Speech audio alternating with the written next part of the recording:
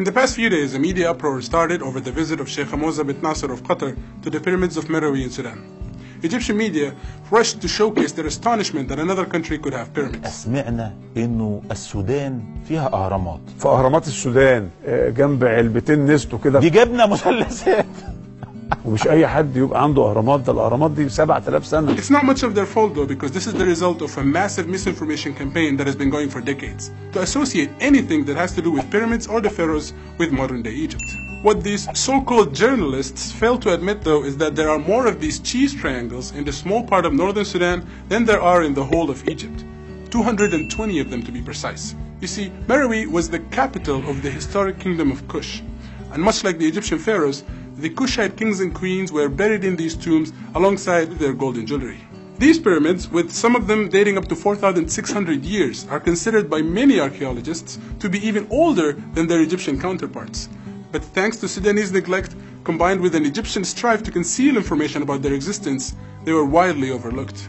Although it is frustrating for Egyptian media to try to demolish and obliterate all Sudanese history and culture, it's not unprecedented. Over and over again, Egyptian journalists have been falsely claiming that Sudan was occupied by Egypt. Some went even as far as to eradicate all Sudanese history by claiming that Sudan is an extension of the Egyptian state. الأراضي السودانية بالكامل كانت تبع مصر.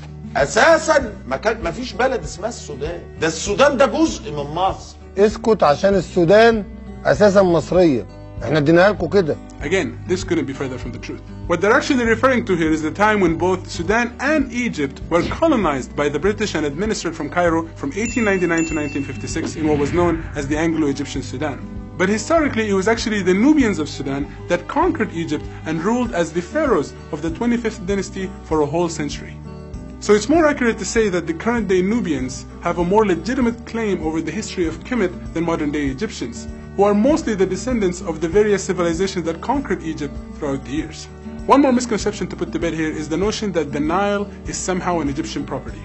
While it's true that Egyptians have always flourished alongside the banks of the Nile, and the Greek historian Herodotus wrote that Egypt is the gift of the Nile, this legendary river is actually formed in Khartoum and runs its longest course in Sudan.